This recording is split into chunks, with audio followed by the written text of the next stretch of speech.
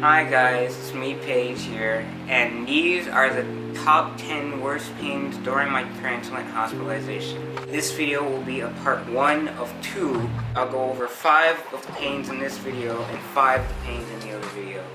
First, starting off with my haircut. Now, my haircut really wasn't that painful, to be honest. And as you can see here, I'm completely bald now, and that's actually because of chemotherapy.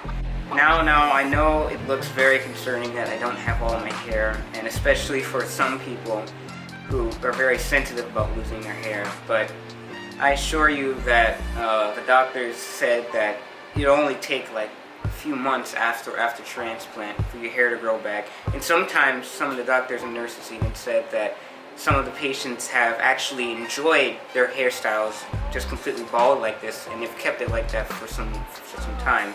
I'm used to being bald because when I was young, my hair was very short. People who have been to my school when I was young know this.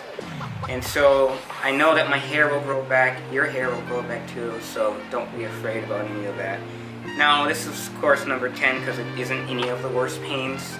It's not going to be one of the worst pains, but I still remember the days when my dad gave me the haircut and when I was literally able to pull my hair out with my hands. It's a very cool, interesting experience, and just feeling your hair coming out while it's getting shaved off and while you're pulling it, it's a very interesting experience. But now I want to move on to pain number 9, which is malaise, or just basically tiredness, which is just another unfortunate side effect of chemotherapy and others. But it really only affected me after transplant, because as my dad's bone marrow was engrafting inside of me, my body started to go through a few premature changes, just involving around like malaise and tiredness, and that's something I really noticed around like the first few days after transplant. Now it didn't really bother me that much because I'm so used to malaise and tiredness, but this one was a bit higher on the scale, but it wasn't that bad. Now, next on the list, we have number 8, which is CAT scan IV. So if you don't know, CAT scans just look for issues inside of your body, because as you know, I'm completely immunocompromised after my bone marrow transplant.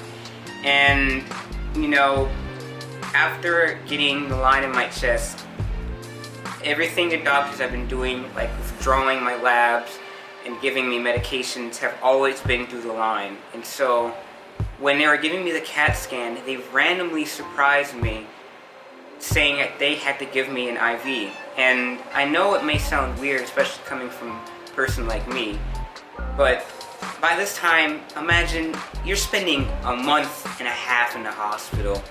You've been going through a lot of experiences.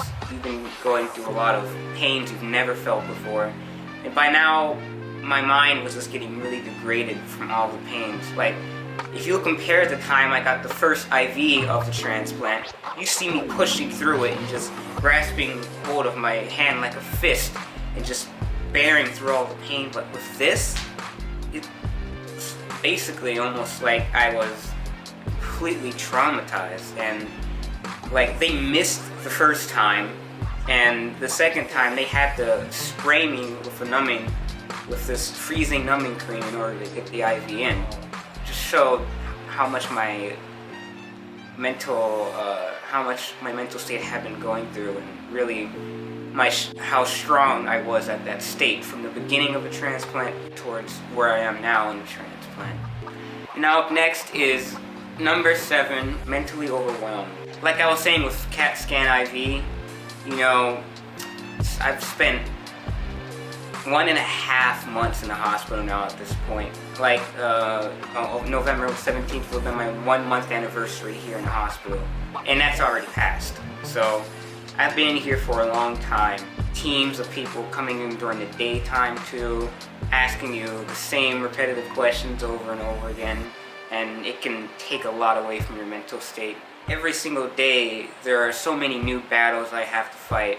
And sometimes I just never feel the energy and motivation to fight them.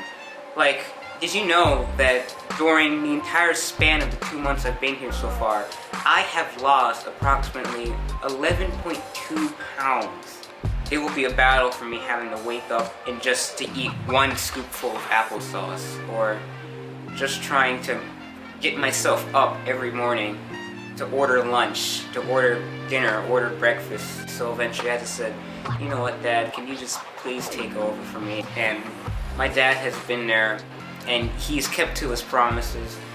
My dad's been there through the fight with me. He's been the one that's been pushing me to eating 3 meals every day. He's been there that's been answering all the questions for the doctors and translating what my feelings and experiences are to them. So a big props to my dad, because you may not see him in these videos, you may probably see him in the background of a few videos, but he's probably the biggest person and biggest support here for practically everything. In fact, if it wasn't even for my dad, I wouldn't have been here in the first place. So thanks, Dad. And going on about mental overwhelm, we have number 6, which is mood swings. Now recently, this also ties into new medications that doctors have been giving me, like steroids, to help deal with additional problems I've been having. And as I start getting more mentally overwhelmed and I start really getting more tired and more aggravated than usual, my ability of communicating to the doctors and nurses and even to my own dad has been really getting degraded.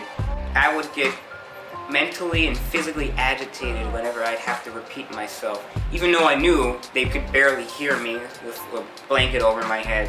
This really isn't like your standard action adventure story. It started out that way. We're coming in basically like I'm the action hero, about to go through a hero's journey, going to learn a life lesson, become some new person, and become like this advocate of God who would learn everything and help so many people. And that still is true, but the thing is, while going through this, I realized that it's not like an action adventure story, but it's more like a survival horror story. Because the thing is, I'm having to survive in this new, tough, difficult situation that I've never been in before. And there's enemies surrounding on every single side. And this time, more than ever, has been one of the most toughest times in my life. Seriously. Like, even the months before the transplant, it's been the most tough time in my entire life, dealing with stress from school, dealing with procrastination, dealing with anxiety, talking with friends, talking with people at school, you know, dealing with losses in my life. Like, I lost my mom Christmas Eve last year. In fact, this cross necklace I'm wearing actually has her own ashes inside of it. I lost my grandma the day before my dad's birthday. You know, very traumatizing experiences. And having to deal with all that, especially this close before this transplant, really shows that, you know, even though there's so much surrounding me on all sides, Satan's throwing everything he has at me to try to stop me, I still said, hey God, I know you're there with me. I remember the role models that my mom and my grandma served in my life. I remember the sacrifice that Jesus made on the cross. And really, like this one time in the morning when I wanted to eat breakfast and I just couldn't.